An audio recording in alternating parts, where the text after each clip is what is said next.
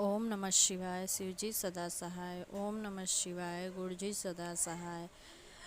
ओम नमः शिवाय शिवजी सदा सहाय। ओम नमः शिवाय गुरुजी सदा सहाय। हरतालिका तीज का व्रत कब और क्यों किया जाता है, आइए इसके बारे में जानते हैं। इस हरतालिका तीज का यह प्रसिद्ध व्रत भादो मास के शुक्ल पक्ष में तृतीया को किया जाता है।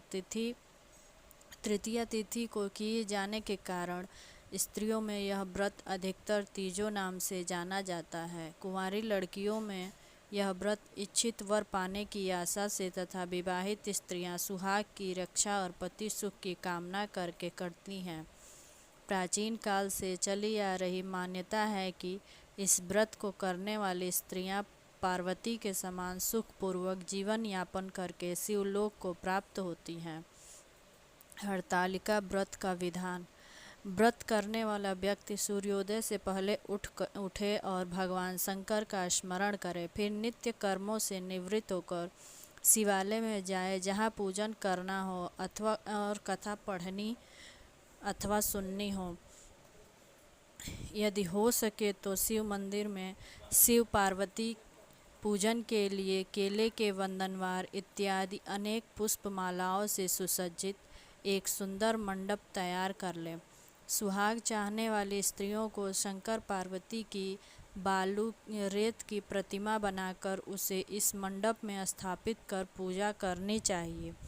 पूजा में शिव पार्वती से संबंधित कोई भी स्तोत्र अथवा शिव चालीसा का पाठ कर सकते हैं। तत्पश्चात एकाग्र चित्त से नीचे लिखी कथा पढ़ें। हरतालिका तीज की कथा। जिनके दिव्य केशों पर मंदार आँख के पुष्पों की माला शोभा देती है और जिन भगवान शंकर के मस्तक पर चंद्र और कंठ में मुंडों की माला पड़ी हुई है, जो माता पार्वती दिव्य वस्त्रों से तथा भगवान शंकर दिगंबर वेश धारण किए हैं, उन दोनों भवानी शंकर को नमस्कार करता हूँ। कैलाश पर्वत के सुंदर शिखर पर माता पार्वती जी ने श्री महादेव जी से पूछा, हे महेश्वर, मुझसे आप वह गुप्त से गुप्त वार्ता कहिए जो सबके लिए सब धर्मों से भी सरल तथा महान फल देने वाली हो। हे नाथ, यदि आप भली भांति प्रसन्न हैं तो आप उसे मेरे सम्मुख प्रकट कीजिए। हे जगन्नाथ, आप आदि मध्य और अंत रहित हैं, आपकी माया का कोई पार नहीं है। आपको मैंने किस भांति प्राप्त किया है, कौन से व्रत तप या दान के पुण्य फल से आप मुझको वर रूप में मिले। श्री महादेव जी बोले, हे देवी, यह सुन, मैं तेरे सम्मुख उस व्रत को कहता हूँ जो परम गुप्त है। जैसे तारागणों में चंद्रमा और ग्रहों में सूर्य, वर्णों में ब्राह्मण, देवताओं में गंगा, पुराणों में महाभारत, वेदों में शाम और इंद्रियों में मन श्रेष्ठ है, वैसे ही पुराण और वेद सब में इनका वर्णन आया है, जिसके प्रभाव से तुमको मेरा आधा आसन प्राप्त हुआ है। हे प्रिय, उसी का मैं तुमसे वर्णन करता हूँ।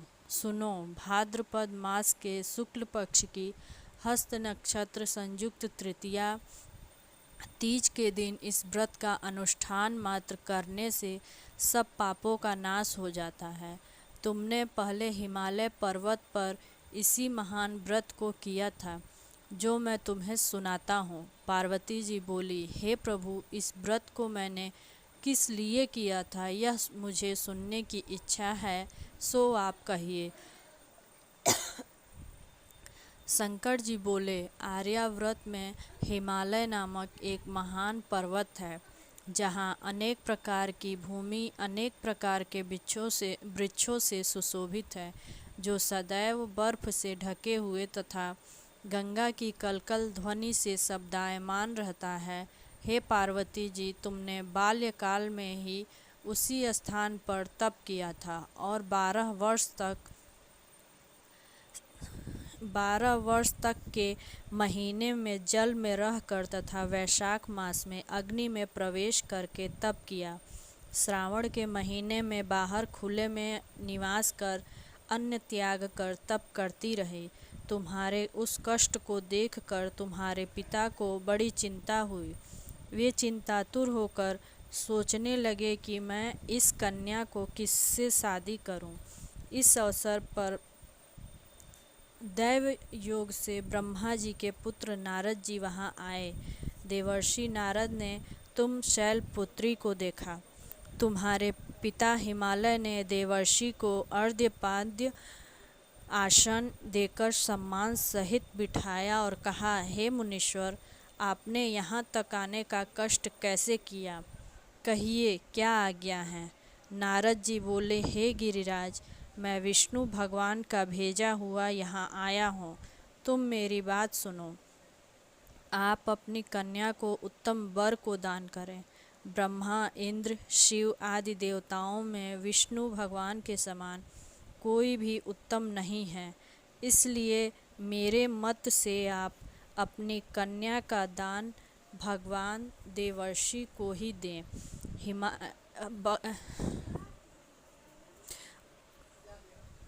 भगवान विष्णु को ही दें। हिमालय बोले, यदि भगवान वासुदेव स्वयं ही कन्या को ग्रहण करना चाहते हैं और इस कार्य के लिए ही आपका आगमन हुआ है, तो वह मेरे लिए गौरव की बात है। मैं अवश्य उन्हें ही दूंगा। हिमालय का यह आश्वासन सुनते ही देवर्षि नारद जी आकाश में अंतर्ध्यान हो गए और शंख, चक्र, गदा, पद्म एवं पीतांबरधारी भगवान विष्णु के पास पहुँचे। नारद जी ने हाथ जोड़कर भगवान विष्णु से कहा, प्रभो, आपका विवाह कार्य निश्चित हो गया है। इधर हिमालय ने पार्वती जी से प्रसन्नता पूर्वक कहा, हे पुत्री, मैंने तुमको गरुड़ ध्वज भगवान विष्णु को अर्पण कर दिया है। पिता के इन वाक्यों को सुनकर ही पार्वती जी अपनी सहेली के घर गईं और पृथ्वी पर गिरकर अत्यंत दुखित होकर विलाप करने लगीं। उनको विलाप करते देखकर सखी बोली, हे देवी, तुम किस कारण से दुख पाती हो? मुझे बताओ, मैं अवश्य ही तुम्हारी इच्छा पूर्ण करूँगी। पार्वती बोली, हे सखी, सुन, मेरी जो मन की अभिलाषा है सुनाती हूँ। मैं श्री महादेव जी को वरण करना चाहती हूँ। मेरे इस कार्य को पिताजी ने बिगाड़ना चाहा है, इसलिए मैं निस्संदेह इस शरीर का त्याग करूँगी।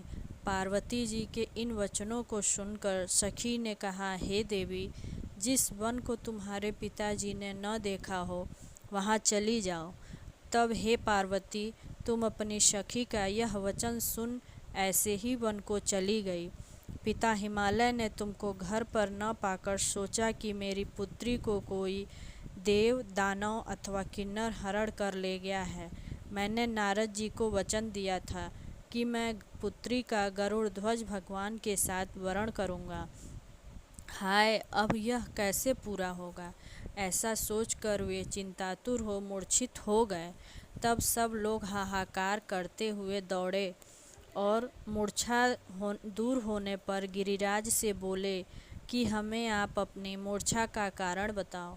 हिमालय बोले, मेरे दुख का कारण यह है कि मेरी रत्न रूपी कन्या को कोई हरण कर ले गया, या सर्प डस गया, या किसी व्याघ्र ने या सिंह ने मार डाला। वह न जाने कहाँ चली गई, या उससे किसी राक्षस ने मार डाला। इस प्रकार कहकर गिरिराज दुखित होकर ऐसे कांपने लगे जैसे तीव्र वायु के चलने पर कोई वृक्ष कांपता है। तत्पश्चात हे पार्वती, तुम्हें गिरिराज साथियों सहित अपने जंगल में ढूंढने निकले। सिंह, व्याघ्र, ऋक्ष आदि हिंसक जंतुओं के कारण वह महाभयानक प्रतीत होता था। तुम भी सखी के साथ भयानक जंगल में घूमती हुई वन में एक नदी के तट पर एक गुफा में पहुंची। उस गुफा में तुम अपनी सखी के साथ प्रवेश कर गई, जहां तुम अन्न जल का त्याग करके बालू का लिंग बनाकर मेरी आराधना करती रही। उस समय वह भाद्रपद मास की हस्त नक्षत्र युक्त तृतीया के दिन तुमने मेरा विधि विधान से पूजन किया तथा रात्रि को गीत गायन करते हुए जागरण किया। तुम्हारे उस महान व्रत के प्रभाव से मेरा आसन डोलने लगा। मैं उसी स्थान पर आ गया जहाँ तुम और तुम्हारी सखी दोनों ही थी। मैंने आकर तुमसे कहा, हे वरानने, मैं तुमसे प्रसन्न हूँ, तुम मुझसे वरदान मांग। तब तुमने कहा कि हे देव, यदि आप मुझ पे प्रसन्न हैं तो आप महादेव जी ही मेरे पति हों। मैं तथास्तु ऐसा कहकर कैलाश पर्वत को चला गया और तुमने प्रभात होते ही मेरी उस बालू की प्रतिमा को नदी में विसर्जित कर दिया। हे शुभे, तुमने वहाँ अपनी सखी सहित व्रत का पारायण किया। इतने में तुम्हारे पिता हिमवान भी तुम्हें ढूंढते ढूंढते उसी घने वन में आ पहुँचे। उसी समय उन्होंने नदी के तट पर 2 कन्याओं को देखा तो ये तुम्हारे पास आ गए और तुम्हें हृदय से लगाकर रोने लगे और बोले, बेटी, तुम इस सिंह व्याघ्रादि युक्त घने जंगल में क्यों चली आई? तुमने कहा, हे पिता, मैंने पहले ही अपना शरीर शंकर जी को समर्पित कर दिया था, किंतु आपने इसके विपरीत कार्य किया, इसलिए मैं वन में चली आई। ऐसा सुनकर हिमवान ने तुमसे कहा कि मैं तुम्हारी इच्छा के विरुद्ध यह कार्य नहीं करूँगा। तब वे तुम्हें लेकर घर को आए और तुम्हारा विवाह मेरे साथ कर दिया। हे प्रिय, उसी व्रत के प्रभाव से तुमको मेरा अर्धासन प्राप्त हुआ है। इस व्रतराज को मैंने अभी तक किसी के सम्मुख वर्णन नहीं किया। हे देवी, अब मैं तुमसे यह बताता हूँ कि इस व्रत का नाम क्यों पड़ा। तुमको सखी हरण करके ले गई थी, इसलिए हरतालिका नाम पड़ा। पार्वती जी बोली, हे स्वामी, आपने इस व्रतराज का नाम तो बता दिया, किंतु मुझे इसकी विधि एवं फल भी बताइए। इसके करने से किस फल की प्राप्ति होती है? तब भगवान शंकर जी बोले, इस स्त्री जाति के अत्युत्तम व्रत की विधि सुनिए। सौभाग्य की इच्छा रखने वाली स्त्रियां इस व्रत को विधि पूर्वक केले के खम्भों से मंडप बनाकर उसे वंदनवारों से सुशोभित करें। उसमें विविध रंगों के उत्तम रेशमी वस्त्र की चांदनी ऊपर तान दें। चंदन आदि सुगंधित द्रव्यों का लेपन करके स्त्रियां एकत्र हों। शंख, भेरी, मृदंग आदि बजावें। विधि पूर्वक मंगलाचार करके श्री गौरी शंकर की बालू निर्मित प्रतिमा स्थापित करें। फिर भगवान शिव पार्वती जी का गंध, धूप, पुष्प आदि से विधि पूर्वक पूजन करें। अनेकों नैवेद्यों का भोग लगावें और रात्रि को जागरण करें।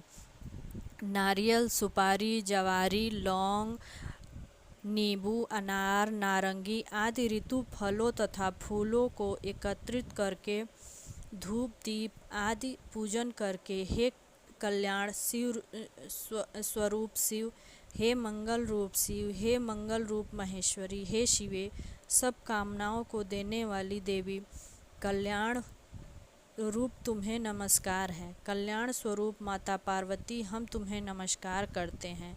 भगवान शंकर जी को सदैव नमस्कार करते हैं। हे ब्रह्मरूपिणी, जगत का पालन करने वाली माँ, आपको नमस्कार है। हे सिंह वाहिनी, मैं सांसारिक भय से व्याकुल हूँ, तुम मेरी रक्षा करो। हे महेश्वरी, मैंने इसी अभिलाषा से आपका पूजन किया है। हे पार्वती माता, आप मेरे ऊपर प्रसन्न होकर मुझे सुख और सौभाग्य प्रदान कीजिए। इस प्रकार के शब्दों द्वारा उमा सहित शंकर जी का पूजन करें। विधि पूर्वक कथा सुनकर गौ, वस्त्र, आभूषण ब्राह्मणों को दान करें। इस प्रकार से व्रत करने वाले के सब पाप नष्ट हो जाते हैं।